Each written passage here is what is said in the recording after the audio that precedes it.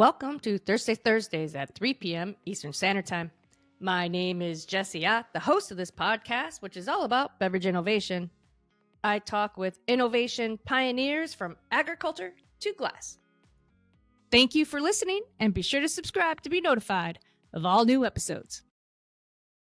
Hello and welcome everybody to Thursdays. I am Jessie Ott, and I have exciting guest Caleb Foster, owner and winemaker at Gunpowder Creek Winery. Welcome, Caleb.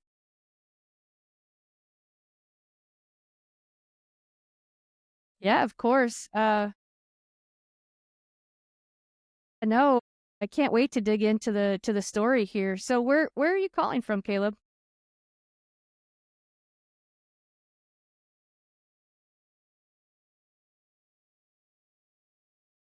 Yeah, great winemaking state for sure. Yeah, exactly. That was great company.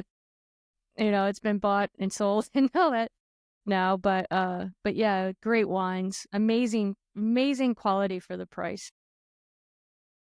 Yes, I was always impressed in the early years when I would go to Connecticut where my family was and drink a bottle of Columbia Crest and be like, man, $8. So good. How do they do it? Right. Yeah, that's really cool. So are you from Yakima? No, I grew up in the East Coast. I grew up in Connecticut. So you're from Connecticut, grew up there. I grew up at Choate School. My dad taught there. Grew up my life there, and then went out to college out in the West. I ended up in Walla Walla because I was encouraged to go to Whitman College. Ended up being a great school. Ended up being just exactly what I wanted. Wow. Yeah, really everything I wanted. The most thing about it was in the West. It had rafting and mountain climbing and rock climbing, and it had this world. So yeah, fell in love with the West, and I was never going home. Yeah, no, I get that. I loved the fact that there were 4 seasons. They were very similar. The temperatures were the same. You had a big winter and you had a big summer, but it's so dry, so different. The world was so different. It was bigger things. I just run, jump, and play outside in the wild. I loved it. Got into rafting and everything. So rafting, rock climbing, just did that. I barely stayed in school, barely made grades. I was just having too much fun. So you have some good college stories, is what you're saying. Yeah, those just some great days. I'm so grateful for all that I did in college. I would just relive it, inch by inch if I did it again. So what did you do after you graduated? Well, so I was in love with the West. I wanted to do this rafting and this thing, and I was going to go apply to Outward Bound. So I did. And I was super excited. I'm going to go to Outward Bound. And there was a big, like my first, what was my first crush? Well, my first crush was being crushed by Outward Bound. And they said, no, you're pretty good.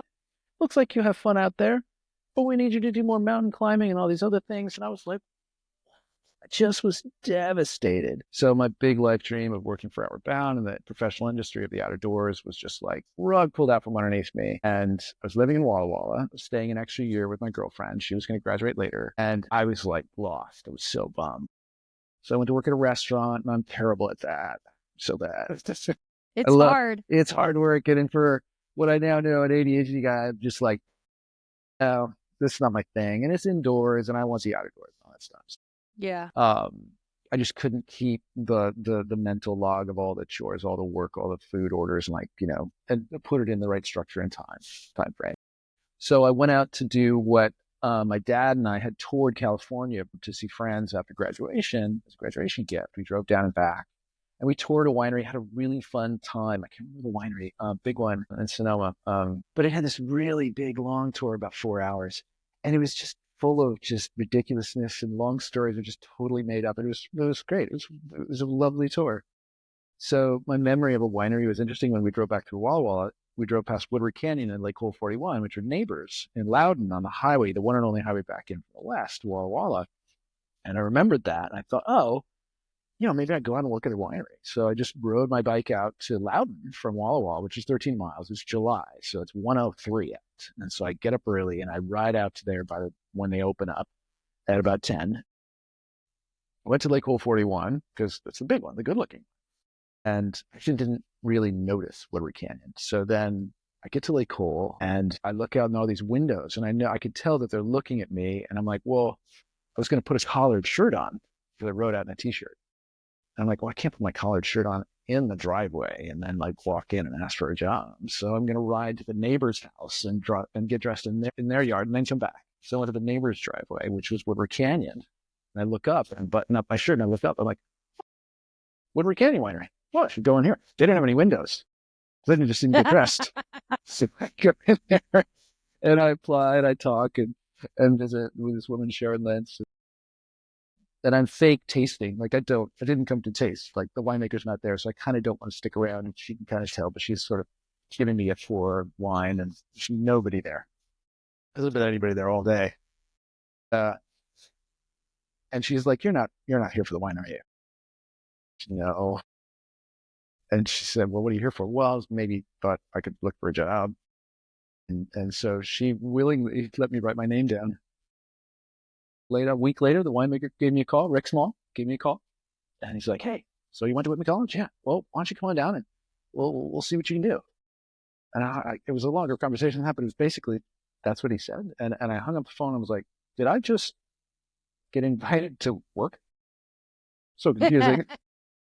But those were the days. And by the time I left Woodward Canyon, Lake Hole 41 had closed. The doors were locked. Yeah, they just locked. I just got there late in the day. So I'd been over at Woodward Canyon and I didn't watch the time. And Lake Hole, Woodward was closed. So I never applied to Lake Hole 41. I only applied to Woodward Canyon. So I ended up getting the job at Woodward, not at Lake Hole. And I spent 8 great years, launched the whole experience. And it was just like, wow, I was like never looking back. It was about the people.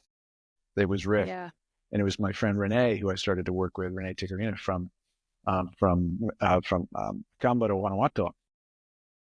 And he'd been up there about 8 or 10 years. No, maybe longer, 15.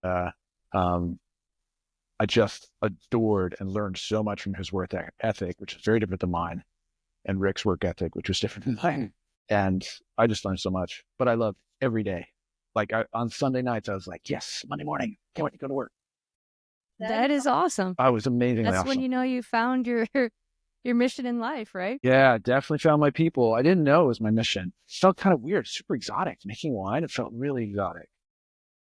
But it became a way for me to get what I wanted out of that experience I fell in love with when I immediately got here, which is the outdoors.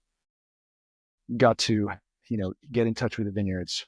And it became everything, right? It became vineyards, creating wine from raw fruit. Like you start with fruit, you do not end up with the same product. All the fruit's gone. You have this fluid, and it's not the same. It's totally metamorphosed, right? And then you put it together and you tell a story about it, you package it, you bring it to certain people. It's a relationship game, the whole thing. And then you do it all over again in these loops, and you loop that cycle and you get into nature and you learn that the loops are different. Oh, the loops go this way and then that way. And they're like, oh, it just never ends. The thing just keeps unfolding and unfolding. Yeah. So one door closes and one door opens. Thank God. Thank God I was rejected. I with that. Yeah. Yeah, it's certainly, the way to look at it, I was talking to a company about maybe working together and it just didn't work out. I was just so bummed, but you have to go with when one door closes, another one opens, right? You just got to keep forging on and figuring it out. Yeah, I was just had a really wonderful consultancy with Hyatt Vineyards, and they needed to terminate me. It was a little surprising, but for whatever good reasons they had, I understood. It was time. I wasn't going to be forever. And I was like, we were doing so much great work, but it's time to go. And so, yeah, I'm looking to keep that frame of mind. Like, what amazing adventure have I just been offered today? So what did you do after that? So I got ready to get married. And when I did that with Nina Beauty, we started a beauty winery there, or that label. When I got ready to get married in 98, we decided we sort of move on and do different things. And so I left Woodward Canyon and I asked if I could help getting a job because I was going to stay in the business. And Charlie Hoppus, who I'd known, he was at Canoe Ridge at the time for San Michelle, right? Maybe you worked with him? Mm-hmm. Yeah. And I didn't. He connected me. He said, okay, we'll get you a job at San Michelle. There's probably a job open in Woodinville. I was like, awesome. He did. And I was assistant enologist that vintage 1999. So I worked at San Michelle, the 99 harvest, which was a pillar white wine harvest. Ernie Lowson's first vintage was San Michelle, Bob Bett's last vintage. And Eric Olson was winemaker. He's now in California, I think, at Stag's Leap, but very strong winemaker. So great team. worked there. And then I went from there to New Zealand. Nina had finished her pre-teaching work, and we went to New Zealand. I went to Cloudy Bay area, worked at Repower Vintners with John Belsham, the owner.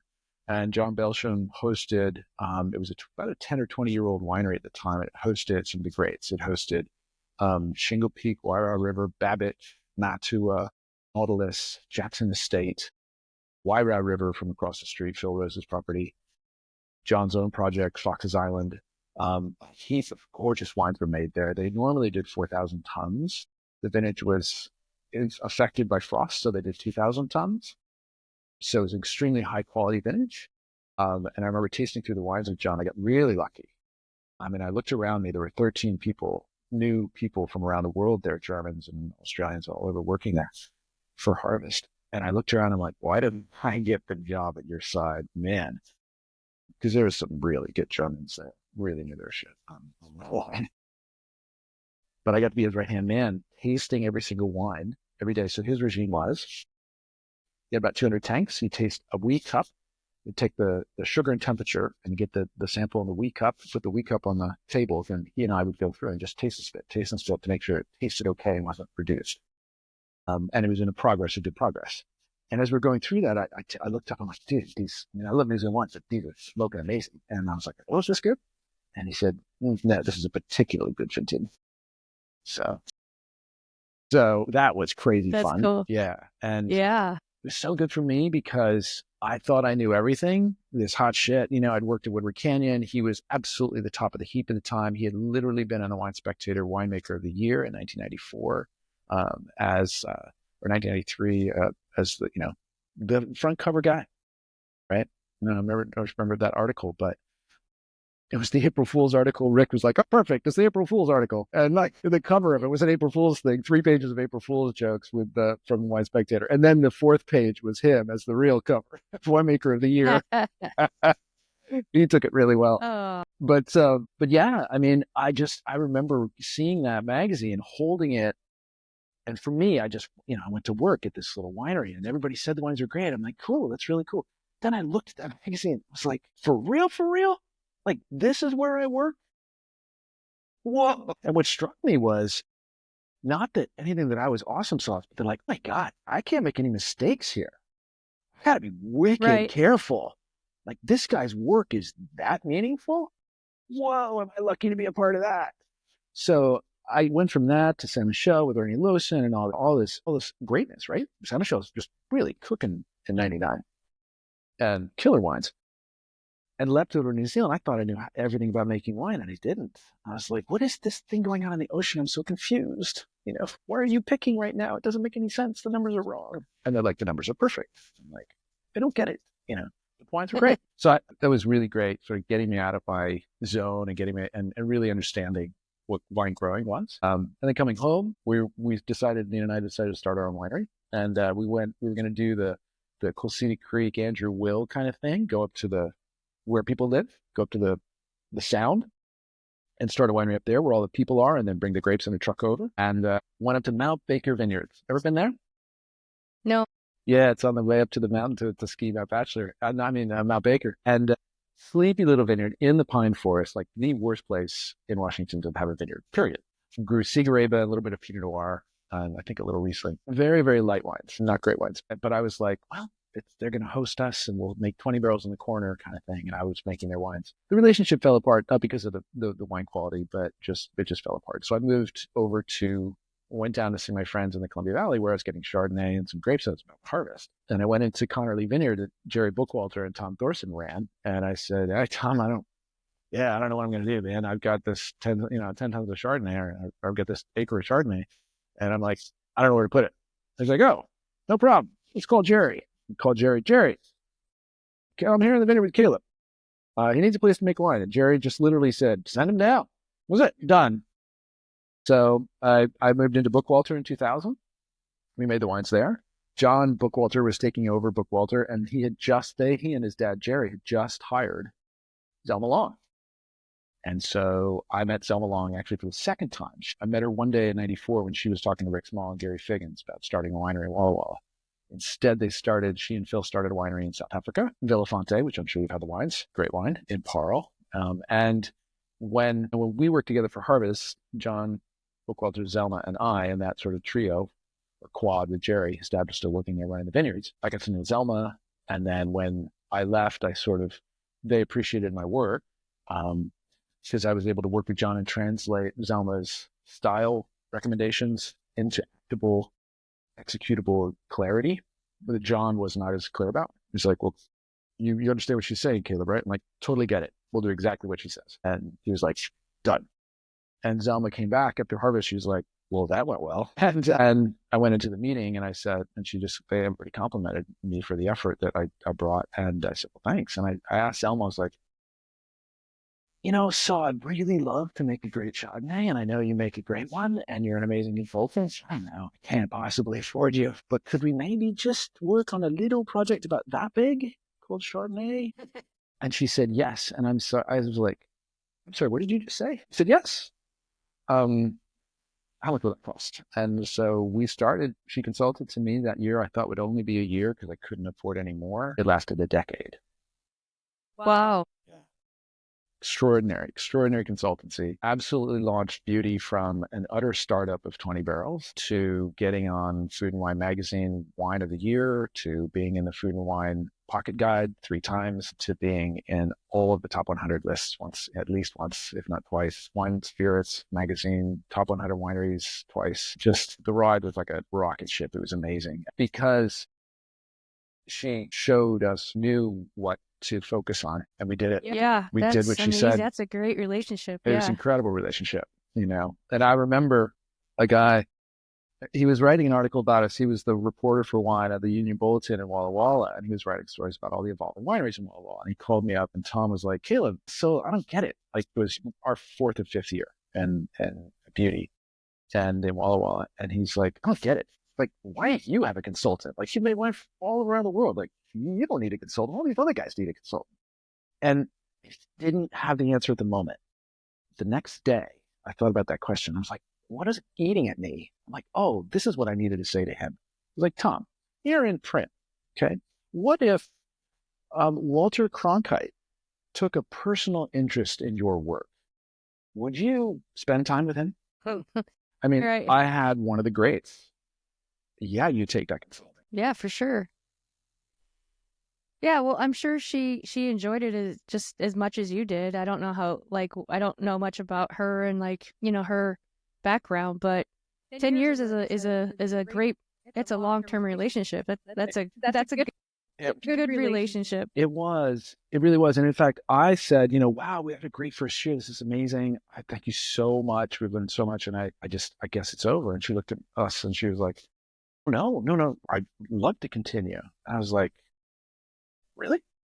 So yeah, it just kept rolling and rolling. And once after 5 years, we're like, wow, this has been amazing. Thank you so much. I think this is really expensive. And she's like, no, I really want to keep this going. I'm like, wow. But we went from really focusing on making a great Chardonnay, which by all rights we did, and to making great white wine, to evolving that process into the vineyards, how to approach the vineyard, not owning it with growers, to take your style, put it into the vineyard, change that style in the foliage, in the fruit, in the development plan of the vineyard, bring it back in as fruit and make the wine, and then go and loop that again, improve and improve in the cycle, because it's a 2-part game.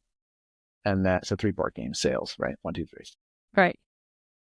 And then, and hear from sales. Oh, sales loves this. Okay, so I'm going to put that in the vineyard, and then we're going to put that in the cellar, and then we're going to get it back to this market. Okay, let's do that loop again. Boop, boop, boop, boop, boop, boop. To being successful at that, well, simultaneously, she turned around and she said, well, let's look at everything. And I was like, do you mean red wines too? And she's like, everything. I'm like, oh, wow.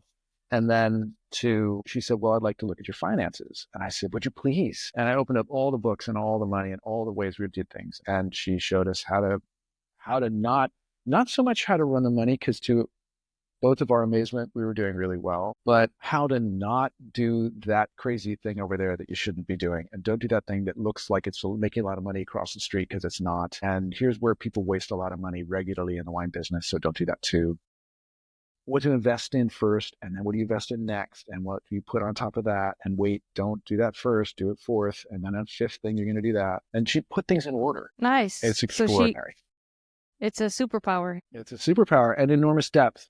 She was building Belafonte in South Africa with Phil, told us everything about building that. They had to go back.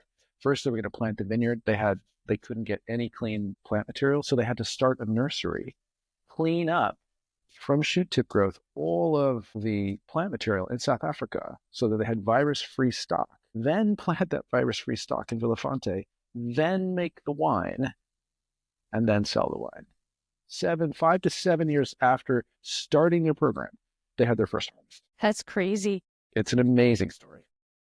Yeah, that's the thing that, people don't understand when they're like, yeah, I'm going to start a wine brand. Well, or whatever brand. Right. Yeah. It's expensive got that, and it's a long time to build. Yeah. This has got that annual loop built in, which is, you can't software speed this up. Yeah. There's no AI in that. No, the sun's going to go around this. We're going to go around the sun just the same way. Yeah. It's not going to speed up. Yeah. So then what did you do after that?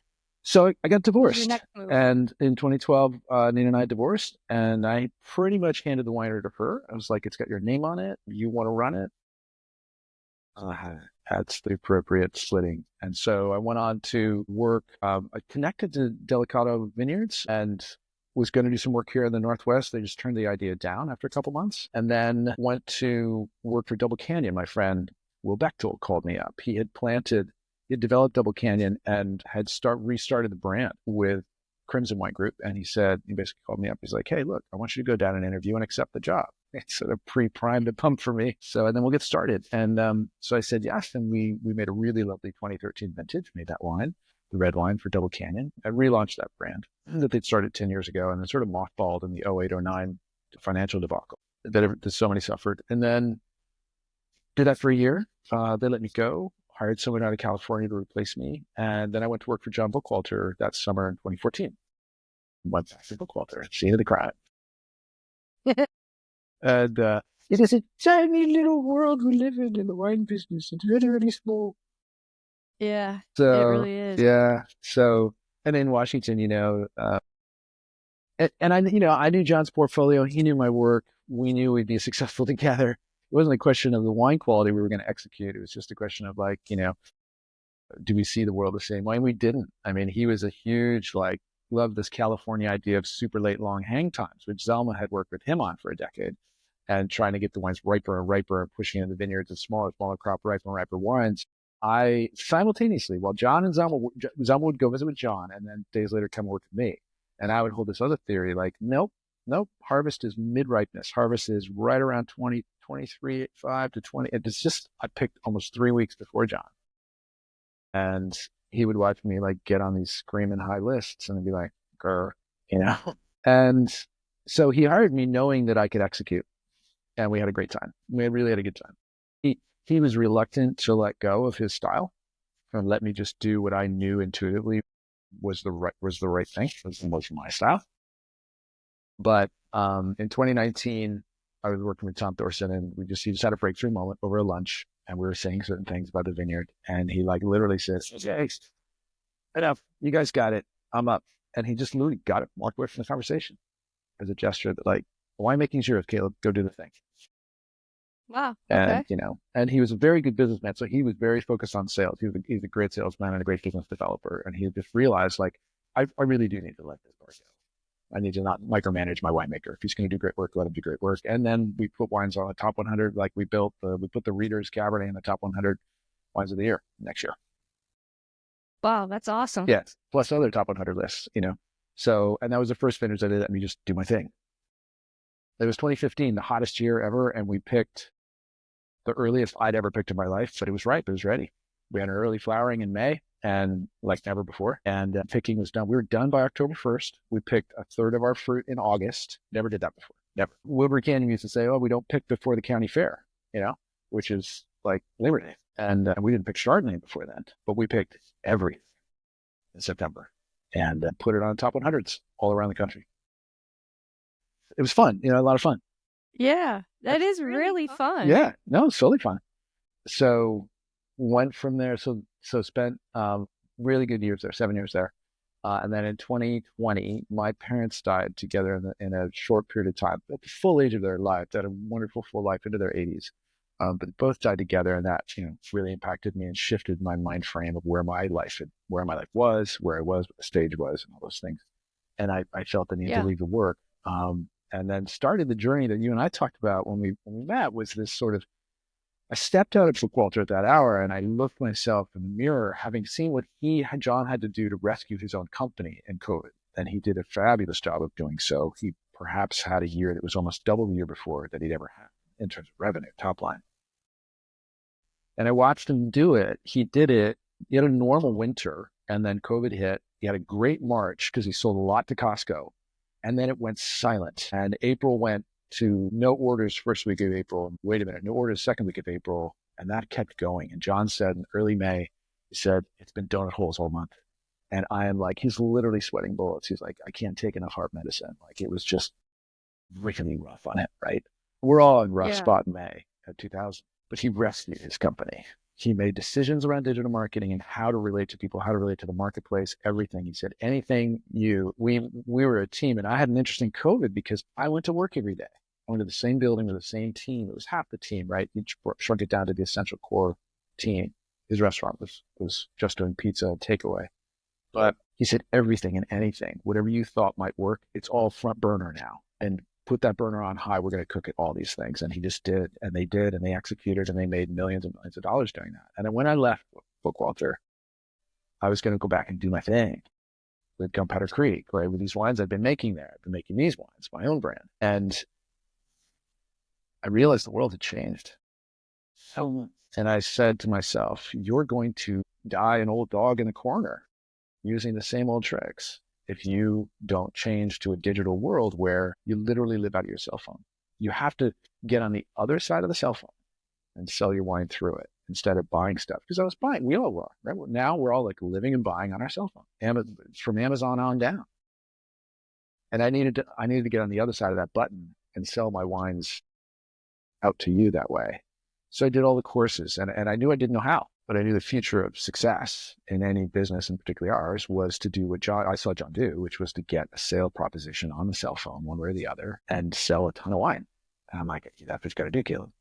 So did all the courses, did all the work, a lot of courses, a lot of work, a lot of rabbit holes, a lot of ADD excitement. Woohoo! Let's do everything, do it all the time. And it was fun because it was new and exciting. And then after about a year of that, I was like living this laptop life inside. And I had a delayed COVID. I was having my COVID that year, not going out in the market, which was still clumsy, semi-mass. Restaurants were kind of not really open, sort of they were. It was like that weird year of 2021. So that deep dive into Google and Facebook and all of the course creations and Tony Robbins Worlds and Dee Graziosi and KBB and like Billie Jean is marketing in San Diego. And I just keep going on and on. Oh, it's like, it just made me wake up and ClickFunnels, and people are making millions of a year selling soap from Wisconsin. Hey, I need to follow this. I need to do this. This is real. But as a wine business, I was looking around and I was like, hey, what are you guys doing? And they're like, I don't understand what you're talking about. And I started to realize I got to do this on my own. Or I got to get weirdos who do this thing over at ClickFunnels. I got to go to Boise, Idaho and get one of these weirdos, these freaks to help me figure this out. But I was also realizing at the end of that year that I actually don't like this work. I don't really like sitting down in my room in front of a laptop. That doesn't bring me joy. What brought me joy was going into the vineyards. In 2021, I didn't have a harvest. I made a little bit of Pinot Noir and a little bit, just a little Pinot Noir that year. I didn't make any whites. And I was like, man, I miss the life, the winemaking life. Right. And I just decided, okay, you now know what the digital world is. You know what you need to measure. You need to measure your ROAS and your CPC and your click-through rate. And you know all your funnel metrics. You know how to hire for the job. So hire. So get the work. Go get someone else to do that. It's not. I don't have to do it all. And then go out and do what I love, which is what I'm really capable of doing. Go work in vineyards, work with people, have great relationships, build really great wines, and do that. And so I shifted over to consulting and I did that. So that's what took me up to Hyatt Vineyards at the time. Opportunity came where Hyatt needed some serious restructuring, and I joined Hyatt in the spring of 2022 when Leland Hyatt was running it still in his last year. He died a year later. Full life again, beautiful life. One of the hardest working men I've ever met. Built that up 35, 40 years before I met him.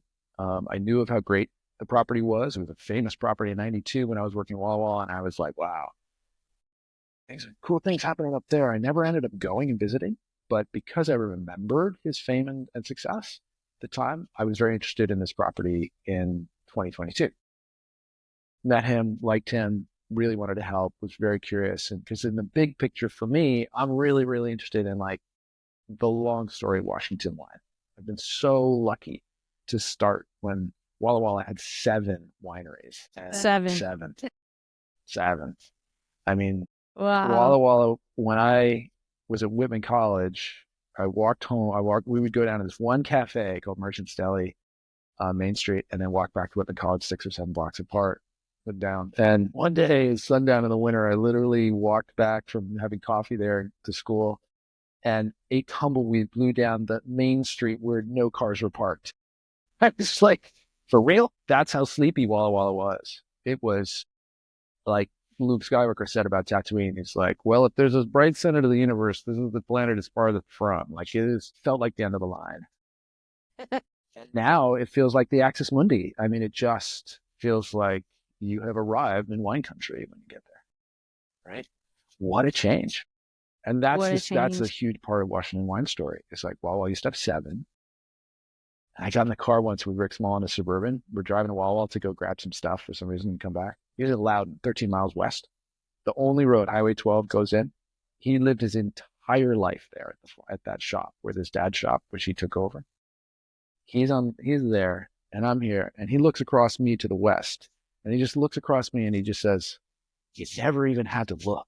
And one car goes past us, and he pulls out onto the highway, which was his front yard road. And it just totally struck me what that meant.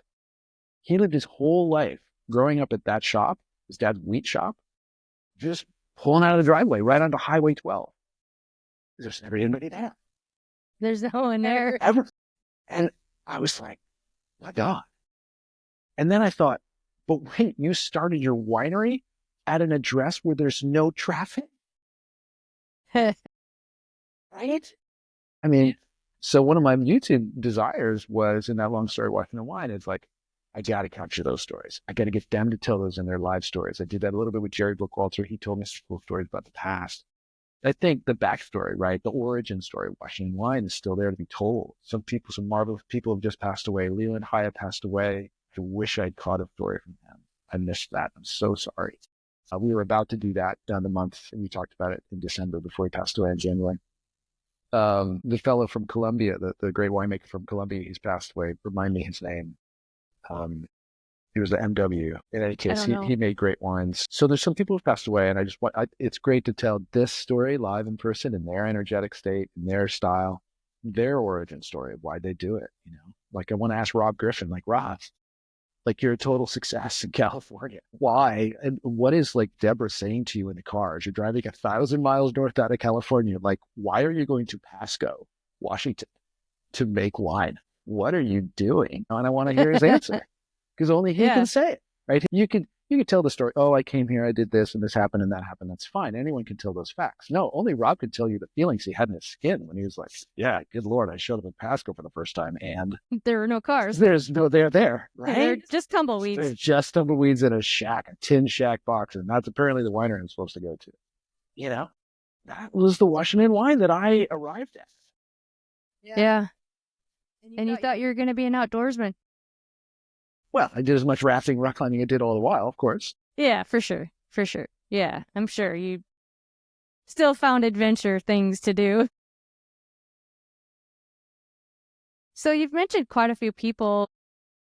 Do you want to talk about any mentors or, anybody that kind of helped you along the way? I mean, you kind of went through quite a few people. So many, and everybody's a mentor along the way. I mean, I just remember remember a moment when I was planting Rock Garden Vineyard in the Rocks in the Stones district of Mountain Water. I bought an orchard. I looked at this really seriously. Nina and I, and Velma and Phil and I had really worked for a long time in a consultancy about buying a vineyard next. And we had a bunch of money we could do this with. And I remember I was talking to somebody, the guy across the way, Cecil Zerba, he ended up being my neighbor. And Cecil came from another industry, but I was asking him all these questions, and I was asking somebody else. I was asking Tom Walliser all these questions too. And Tom Walliser was with Pepperbridge, right? And I just remember this moment, like I'd asked all these questions of my neighbors, and I already knew the answer, but I wanted to hear it from them too. I've always had that kind of curiosity, like, well, what would you do? I know what to do, but what would you do? Well, what did you do? And I kind of walked away from that. I was with Tom Walliser, and Tom was like, why do you need to ask that question, Caleb? I'm like, well, I'm just always curious what other people do. To me, everybody's a mentor if I approach it the right way, And Yeah. and sometimes people have an answer that doesn't make any sense, but it helps me to be like, oh, that doesn't make any sense. But then I look at their life and I'm like, oh, that's why they're having a hard time. For instance, or that's why that is their loop. They're doing that thing over there because of that decision, and they're a little bit in that loop. Call it stuck, call it what it is. And so all around everywhere I went, I was like, I kind of want to do this thing. What do you think? Is that interesting? But especially I found the value of paying cash, like with Zell Malone, paying money for, please come spend time with me. For me, it really started with Rick Small because the direct experience was just the joy of working with this guy. What a fascinating guy he was. Totally different than I was. Taught me to wake up early, taught me to love the morning. I hated morning. I loved staying up late, getting up as late as possible. Didn't want to do my homework, all these sort of things. But Renee taught me how to start a job and finish it and clean up and have it look great and not quit until it was there. And Rick taught me the artistry of, which just taught me so much. He just taught me so much, with massive enthusiasm, just like go at it every day. So yeah, he was a huge mentor to me. My parents were in Connecticut. I was in the West. I didn't see them very much. And he became a father figure for me at the time, and a very different father figure than my father, who I love. I love my father, but very different. Rick just attacked challenges. Very, very type A, very lean into the problem. He wasn't mean-spirited, but he was aggressive, right? In a creative, supportive way. He was that guy who, if you need some help, call Rick. And he Nice. and he was on the board of, the Wine Commission and leader of all kinds of different groups. And then he created it. He wrote the appellation, the AVA appellation to the TTB in 1994, 1984, 84. He was that kind of guy. He was just a leader, right? Oh, we need an appellation here. Okay, I'll write it. That's just, and I was like, you can just do that. He showed me like, yeah, you want to do something? Do it. Someone's going to do it. I'll do it. And I didn't grow up that way. But you didn't what? I didn't grow up that way. Like, oh, if something needs to be done, like my dad wasn't the kind of guy to step up and like, I'll do it. He was a different kind of guy. That's fine. But Rick was like, all right, we'll do it tomorrow, or we'll get started this afternoon. What? It's just a different way to see the world. He knew how to get things done. He's an executor. He did. And, coming from Connecticut, I felt like the depth of American history, this 400 or 500 years of American history, like the ruts in the road and the old American stories that were in New England. And then coming out West, and it was all sort of light and airy, and you can do anything, anytime with anybody, could do anything and just change their life. And it was like, what freedom. So there was that feeling too. And he just embodied that. He embodied that sense of like adventure and freedom. And if you want to do something, do it. It's your life. There's nothing stopping you. True. Very, very true. Yeah. It really is, and I feel that today. Like, well, you want to go and open a YouTube channel? Do it. Like, I looked around and I looked at stories for Washington Wine, and I was like, Oregon has done this great job of this archive service with the university down there. I forget what university it is. Maybe but I want to say Willamette. That's not it.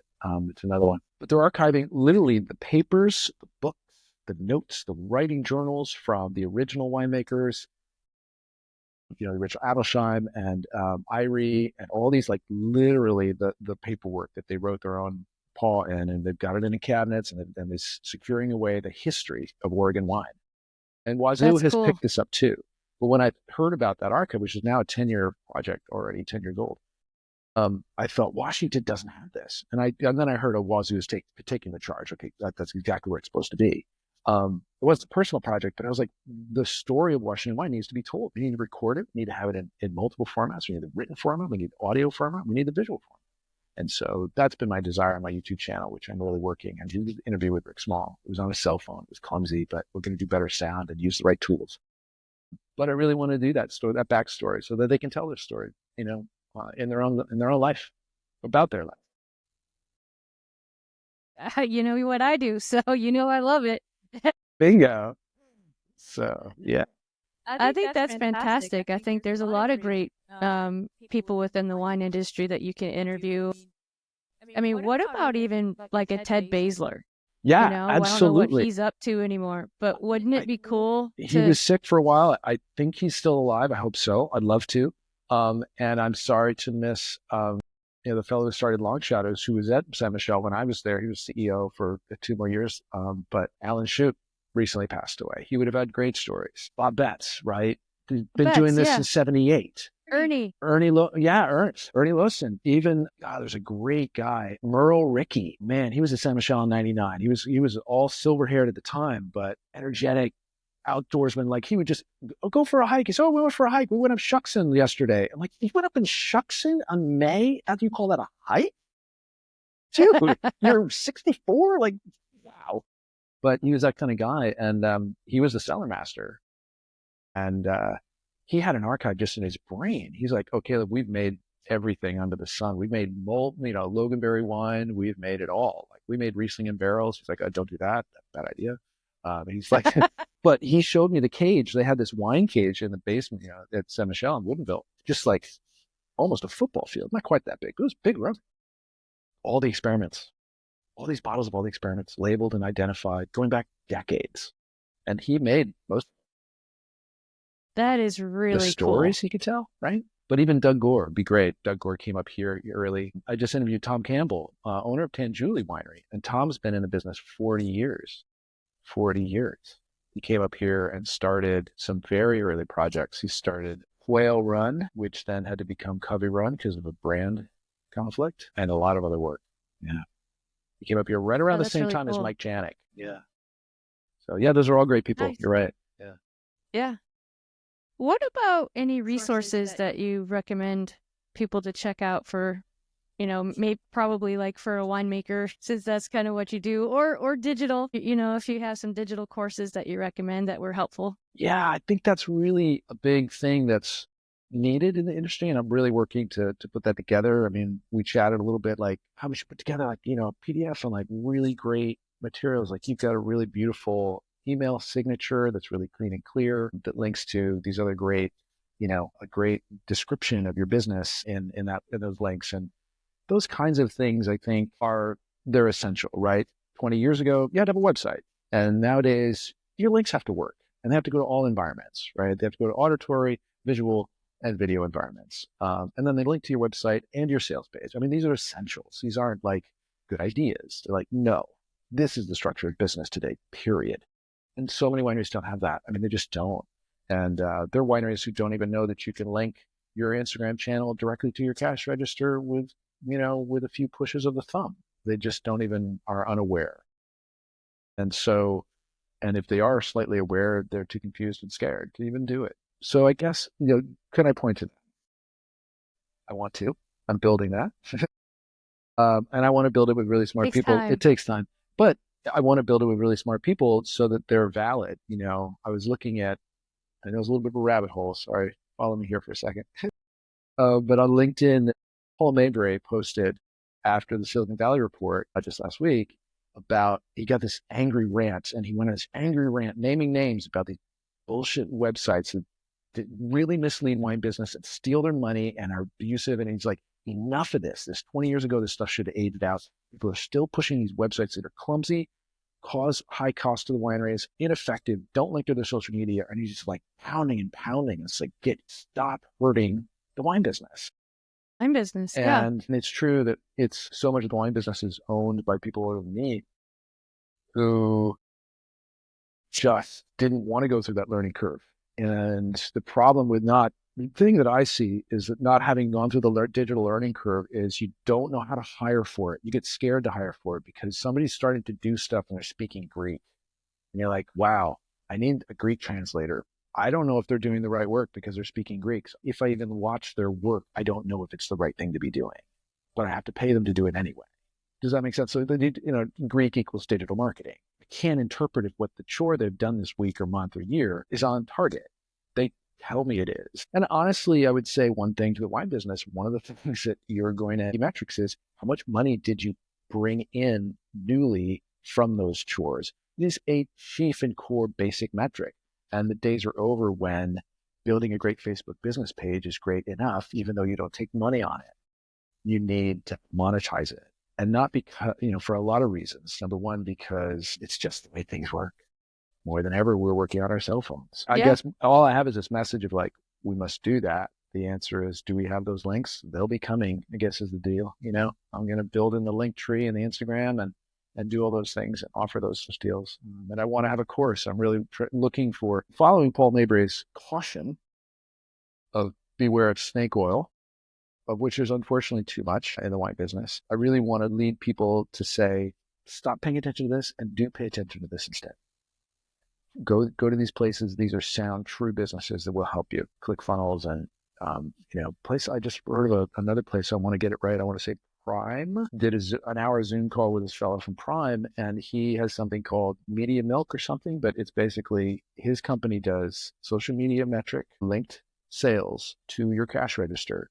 They have a proprietary program that measures the actual cash in your sales tools, whether it's, whatever those sales tools are, your cash registers, your digital cash registers, and linking that. And they're running the real core metrics to say, okay, you ran this advertisement on 10% promo.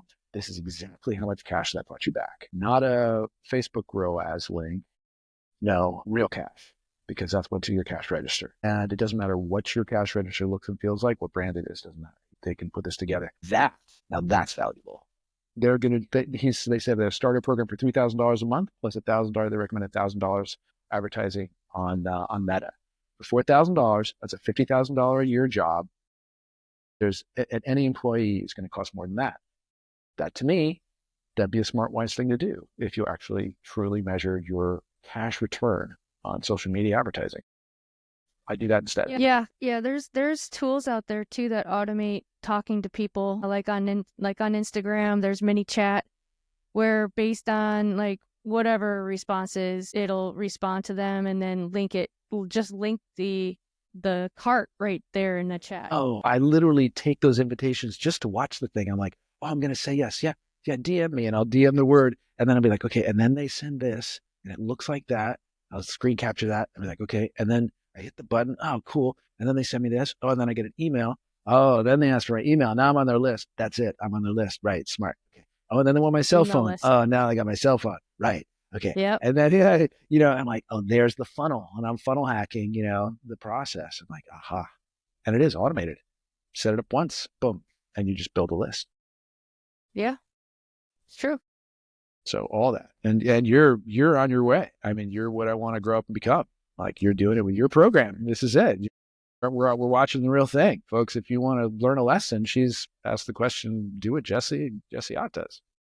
Well, I appreciate that. That's very nice of you to say. There's a lot more growth to go. But I was thinking, like, for you, since you're so focused on winemakers in the wine industry in Washington, you could work with the Washington Wine Commission and connect with some of the media partners and help you spread the word out. It's a powerful voice, I have. And I actually got up last year at the WAG conference, which is called something else now, but they, at the February conference here in Kennewick, the Washington Growers Association conference. And there was a great media deal, 6 people up there, really good talk. And at the end, I was like, how many people have a Facebook account? Awesome. How many people have a Facebook ads account? Everybody sat down. And I was like, ladies and gentlemen, everything they said at this hour was amazing. They gave you enormous amounts of value. You need to do everything these 6 brilliant people are doing. Every one of them is a basic necessity. It's not a good idea. I just like lit up and I was like, dude, Caleb, chill out. What's happened to this dude? I was just flipping out about how important this was. And I feel that We have these great growers who tell great lessons about how to grow way better grapes, and we're always improving that. We're working so hard. We're really good on the winemaking. We spent 3 days and 17 seminar hours doing all that and 1 seminar on sales and marketing. And I'm like, ladies and gentlemen, you need to go 50-50. Like, this needs to be 50% sales and marketing, washing and wine, because we're really good growers and we're really good winemakers. We got to get way better at digital marketing. Yeah. No, I think it's the whole wine industry in itself, but I agree with you. It is the whole industry. It is. Paul Mabray warned that year after year. The last 5 years, he's warned that in the Silicon Valley Bank Report. Yeah. No, I do think that there's certain amount of value in direct to consumer. I mean, even wineries should be good at texting. Oh, the text thing, it's so essential. I mean, yeah, endless hey, texts. We're at the end of the month. We've got 2 whites and 2 reds for X amount of blah blah blah. You know, just little things like that can just. That's how people buy. It is. It's how I buy. I look at Gary Vaynerchuk's, his text club, right? You join the text club once, you give your name, address, your shipping stuff, your credit card once. And then from now on, he sends you a text. One question in that text. Here's the offer. Buy this amazing wine. How many bottles? Put the number in. And you only put 1 number. Sale made. That's amazing. Gary, that's so brilliant. It's like a 1 number. It's just like, boom, 4, boom, done. They're shipping you 4 bottles. That's pretty cool. Oh, brilliant. And Wine Access used to have, right? Wine Access used to have this deal, like deal of the day. Like, here's this amazing wine. They'd be, a text and be like, do you want to take your allocation? And you just hit the red button, yes. And then it would go to their webpage and be like, confirm, yes, done. And I'd buy 6 bottles, like with 2 thumb, like push thumb. I literally timed myself once. I was a book walter. I'm like, time yourself. How many seconds is it going to take? Start counting. Do I want this offer? I'm going to read it. Okay. Yeah, that's a good one. I'll take 6. Boom. Confirm page. Boom. 6. That was 9 seconds. Yep. I just bought $200. I just bought $200 worth of wine. Yeah. Right. It might take 2 days for a winery to set that system up, right? On your website. Right. You just takes your customer 9 seconds of enthusiasm. 9 seconds. 9 seconds of enthusiasm. That's where wines are sold. They're sold in that enthusiastic moment. You slow that moment down. I've seen it at the tasting room too many times across the bar. I slowed them down. I talked too long. I asked a different question, and their enthusiasm faded. I can see that. Yeah. Yeah. Mm-hmm. Yeah. No, you're right. I want to say yes. If they want those 3 bottles, be like, absolutely. All right. I'll sell them to you right now. As a winemaker for over the years, what do you see as the biggest pain points? Is it climate change? Is it, weather patterns? Is it the sales cycle? Like, what do you feel it is? Well, we're blessed with the digital age, and it's taken people like me who've gone through with a lot of reluctance. I didn't want Facebook page. It's the sales cycle, right? It's because it is a people game. If we're going to if we spend less time face to face, we start to put a cell phone between ourselves all the time, then you have to use this to communicate. And so that whole cycle is really, really, really, it literally keeps your business alive, right? You can do everything else really well, and it all fails if you can't sell it. And so you must do that on one hand. On the other, I'm shocked how much climate change is impacting us all, be it the fires in LA today, be it the fires in California that swept across wine country and devastated and killed people. It's the frosts and damage in Europe, the high heat. I remember this one old vineyard in the south of France, in this interview in Decanter magazine. And they were trying to interview this guy about the drought in south of France 4 or 5 years ago when it was 110 down there. And they didn't have any water, and his entire vines dried up to a crisp and died. And he says he was utterly speechless. I mean, they're trying to interview him, and he just locked his voice up with crying. No, he couldn't talk. His 10 generations of wine growing were dead. That's new. So Wow. They're extremes that we're facing that we've never faced before. It's not that harvest is early or hot. It's like wicked extreme. And as I said, I did a video, and I'm about to post it on YouTube. It's like, we are finding in Washington State the upper edge of what vines can tolerate. I've seen in some vineyards, vines you go down the row, and this little vine that doesn't have enough water is dead. It's not dried. It's dead. It died. Yeah, they may have to change some of those rules Yeah. to not water at some point, because Has to you figure can't its lose water it. problem. Yeah. Yeah, you gotta, I mean, yeah, it's, unless we change our ways, the climate's not going back. No. So that's a really big one. Yeah. And so I never felt before that feeling in the wine business of like, it always felt like, oh, this endless prairie, this endless space of play and fun. Now it's like we get to have a lot of fun and create, meaningful lives. There's actually a cliff. Don't play over there because you will go over a cliff and die. So we put a fence up. You know what I mean? And now there's a danger zones where it can come to an end over here. So watch out. Wow. That's really interesting. It's a different feeling. Yeah. It's certainly a turning point. Yeah. And I feel like a personal feeling, but I think other people are awake to that too. And what do you think is the outlook for wine and Washington wine? I always say it's up and to the right, or maybe I should use the other arm. To me, it's a chart that's just up and to the right. I think it's really powerful and strong. We've got some of the best wines on planet Earth. We've got really great intelligence. We've got beautiful dirt. We've got demographics. People are moving here. It's a lovely place to live and work. We've got good finance of our good financial structure for businesses here. And we've got water. We got water. We got the Columbia River. There was a study done on the Columbia River 4 or 5 years ago, the Ravenholt lecture. Really, really interesting study. Department of Ecology and Department of the Interior asked basically a broad, a 20-year question of farmers. They asked two interesting questions. They said, we wanted to know how much water we had allocated in the Columbia River to farming. And so we asked two questions. A, how much water do you want, dear farmers? Dear farmers, how much water do you want? And how much water do you need? And they took those two responses, and she said, director of DOE, she said, we took what they needed. We understood what that was because that's what they're using. Then we took what they wanted, and we just doubled it. So you want more? Okay, we'll take that number, what you want, and we just doubled it. And then we looked at the natural historic flows out of the Columbia River, and there is actually 2 times the double of what they want for the next 50 years. That's the Columbia River Water Basin Program. So that's how much water farming, including alfalfa, potatoes, has in the Columbia River every year for the next 50 years. 4 times our needs. Yeah. So we're good in farming in Northwest. We're good. And we're sustainable on the water side. Now, that doesn't include the Walla Walla Valley watershed. It doesn't include the Yakima Valley watershed, but it does. But they're managing their water concerns with other methods too. So so the Northwest has our capacity to grow food for a long time, another 2 generations without a doubt, maybe even longer. Oh, that's great. Yeah, Northwest Food Farm and Food is definitely a great place to live and work and play. And I think it's a great place for out-of-towners to invest.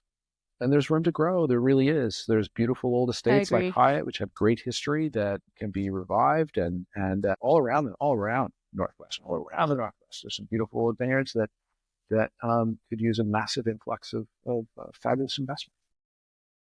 When I was at St. Michel, gosh, I can't even remember when that was. It was in 5 to 12 maybe time frame-ish.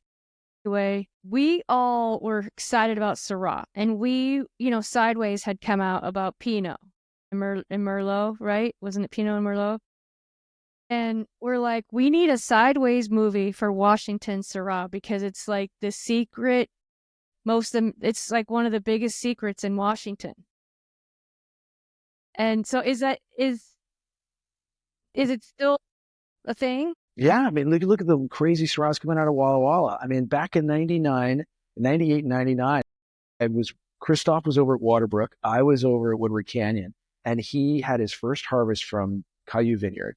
And I remember punching down the first 3 tanks of his Syrah and like punching down the Caillou Vineyard Syrah. And I was like, dude, this is killer stuff, man. He's like, you think so? I'm like, it's fucking the best ever. Oh, I can't believe it. It's like our Charbonneau. He's like, really? I was like, yeah, man.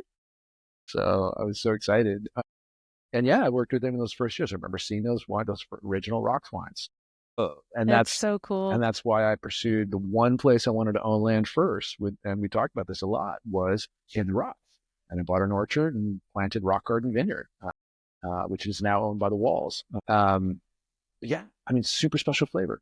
And, you know, you look at Columbia Winery made the Red Willow, really great Syrah going way back, and it was delicious from the beginning. There were I've some been cool out of Syrahs the- in the beginning. Yes, you were right. We should do a reality video and go out and smash some Syrah. And Let's do it. that sounds really fun. Yeah. Let's go crush them. Totally. Let's do it. Let's make some Be good amazing. wine.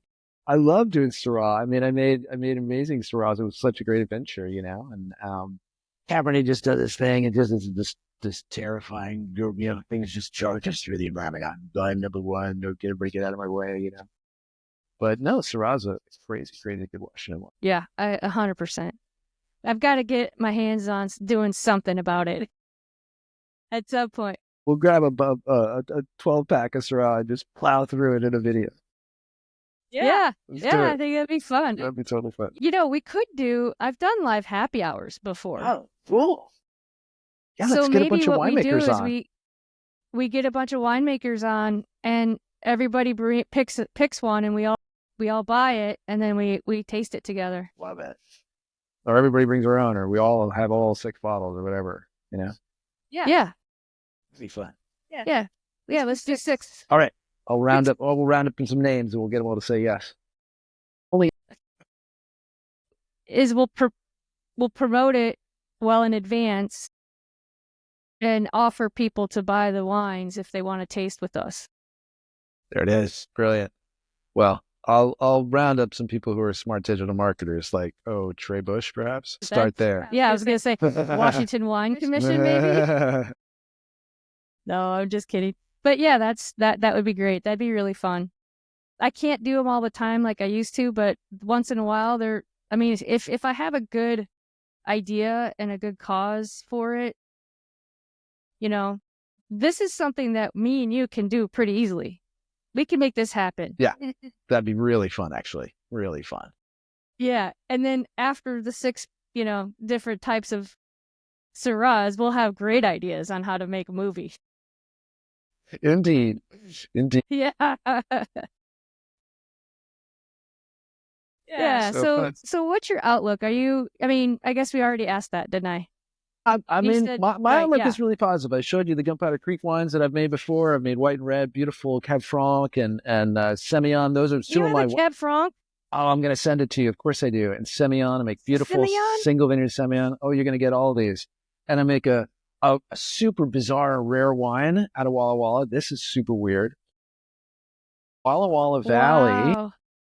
Pinot Noir. No way. And that's an interesting story on that, which we can tell later. I didn't even think to taste the wine, so we could do another segment. Well, let's do it. And taste through them. But my outlook is really high. I mean, I'm coming out with some brand new wines. Wines called Barragandinos, awesome. which we just made this last year. Super fun. This is a low alc wine. I've got a white and red. So beautiful wines. This is a all natural ferment, low alcohol, 7% wine, naturally sweet, made from premium Cabernet grapes. It's just absolutely drop dead amazing. I had my nose way up in the air about sweet red wines. I was like, it's a bunch of trash for losers. And then the guys I was working with showed me this wine. They called it Christmas wine. They called it Sweetie. And I was like, dude, that's like delicious. And we would drink that all year. And I was like, it's a long story, but I was like, we gotta make that like as a thing. And then I was listening to your podcast because they told me their own story about how they drink Stella Rosa all year. I'm like, what's the Stella Rosa? Oh, that thing in the grocery store? Ew. And I tried the Moscato, which is 100% Moscato, straight from Italy. And it's good. It's a good white wine. It's a really good white wine. Like, to me, they're red and their flavored stuff is like, bleh. But the Moscato is a really solid, delicious wine. They told me that's what they and their friends drink because it goes great with Mexican food. I'm like, wait a minute. You're telling me that you make a better version of that? And you and all your friends, that's the wine you drink? Oh yeah, we're making this. So we made this. So we made Barragandinos. And it's like, that's cool. That's the answer to Stella Rosa. Oh, and then I'm listening to your podcast and all of your people are talking about like, what's the leading wine in the category in 2024? Sweet white wines and sweet reds. And Stella Rosa is leading and growing by 10%. I was just like, Yeah. Am I They've barking been up the right gunfire. tree? I was like, oh, we're so barking up the right tree. Yep. Yeah. No, it's So true my because outlook's the really younger, high, yeah, but the it's younger being, generation. Yeah. yeah, it's being inventive. Like I love single vineyard, special dry wines. This is my career, but I'm also like, hey, keep it real, keep framing, keep thinking. I'll Yeah. always remember that somebody told me, I don't know if it's true, it sounds apocryphal, but somebody told me that Robert Mondavi started Mondavi Winery when he was 60 years old. I might just be beginning the best part of my career. That's cool. That is exciting. Hey. Yeah, the wine business is special, right? It's a business that treats you well for your intelligence Right. and the If depth you of do things experience. right, And if you you got to move with the market. and if I do what Zelma taught me, which is do the first things first, do the second thing second, and then the third thing third, and build on success and do it in the right order, and don't do those crazy stuff over here. Don't get ADD and distracted, which I love to do. Me too. And I'm grateful for that distraction because in 2021 it taught me. I went in all directions all at once. Whoopee! And I did learn a lot. And now I get to say, oh, I've been down that rabbit hole, and all y'all haven't been at. And I know it's a waste of time, but if you follow this rabbit hole, you need to do that. And don't do this, but do this. And now I know the 4 things to do and forget the rest. And then I see people like you doing it. I'm like, oh, you're doing the work. Like I did the homework, but I didn't do the work. Yeah. I've got to just do the work. It's a college degree. Ain't it though? Just learning one social platform. Ain't it though? Yeah. But you said you're using I AI, feel like and I'm scared of AI, but you're already crushing it with that. Yeah, it changed my life within a few hours. Once I understood how much, I don't know why I was trying to do it without it. It's just crazy. Send me the 10-step course. I want to learn. Okay. Show me the link on your website. Yeah. Well, when I get my 5,000 followers, I'll be sure to write a book. You know. Get it. Yeah. Is there anything else that we haven't talked about, Caleb, that you want to 10 million mention? Maybe your things, website? right? Well, yeah. So I'm rebuilding my website as smart as I can. So gunpowdercreekwinery.com. That's my sort of holistic funnel hub. And I'm rebuilding it. So it should be live by the time you post this. I'll make that my job. And gunpowdercreek.wine is my sales site. So got the 2, and we'll be launching Bodegambinos here very soon. So That's exciting. Yeah, really exciting. Yeah. I don't think I've ever had anything like that. Can't wait to share it with you. Yeah. That'll be fun. We definitely need to do a tasting. Cool. We will. Yeah. Okay. Sweet. Well, this has been really fun adventure learning about Delight. how you fell into the winemaking business and how you've been able to experience. I mean, that is one thing that I find so interesting about winemakers is for them to pick up and move to different countries just to learn. It's so common for you guys to do that. We're so lucky that way. You know, I mean, so lucky to go overseas. And Zelma got me work in South Africa in 2002. Really mind expanding experiences. And very, very lucky framework that we get to work in. Yeah. Yeah. Yeah, and marketing and data and analytics, and you don't really get that. Right? It's kind of a language problem. But with winemaking, you guys figure it out, It's pretty cool. That is one thing I think is really, really cool about winemakers is really the way you communicate around the world with each other and invest. And I was talking to a sommelier down in Mexico at Xcarre, one of the high-end resorts down there. And he was telling me that a lot of big name wineries have been really investing into the Mexican wine culture or production. And that is really exciting. That's interesting. Yeah. Yeah. I'm excited to see what kind of wines come out of there. Yeah. Very cool. I'm going to pay attention to that. Yeah, I'm interested in Mexico for a whole host of reasons. I mean, I'm sort of daydreaming in 20 years to retire down there. So I'm like, I want to pay more attention, But yeah. Yeah, well, maybe you could work at a vineyard in retirement just for funsies. Just for funsies. Sounds like fun. Yeah, build up your winery and sell it and go to Mexico. Doesn't suck. That is a whole conversation, isn't it, about where to retire? Yeah. So, Yep. but it doesn't feel like I'm anywhere near that. It really doesn't feel like it. It's a Yeah. fascinating, very interesting business that does play well to your strengths as you get more. Yeah, for sure. And with all the accolades and awards that you've received over the years, so yeah, that's really exciting. So I'm super pumped for you and all your success, and I can't wait to try the wines. We'll get back on camera and we'll do it, and then let's do this Washington Syrah tasting. Absolutely. I think this is going to be so fun. Good. And I'll post it on my YouTube channel. I didn't mention my YouTube channel. It's Caleb Foster Winemaker. So it's at Caleb Foster Winemaker. That's my YouTube channel. Okay. Good. Yeah. If you want to learn more about winemakers out of the state of Washington, which I think is a really cool initiative, Caleb. Yeah. Cool. Thanks. I'm going to keep on that track. Love it. Yeah. Good. Okay. Well, thanks for showing me how it's done, Jesse. This is great. Go. Thank you. Yeah, I'll let you go. Get back to it. Awesome. Take care. Thanks, we'll see you next round. See you soon. Okay. Cheers. Produced by Fedora J Productions.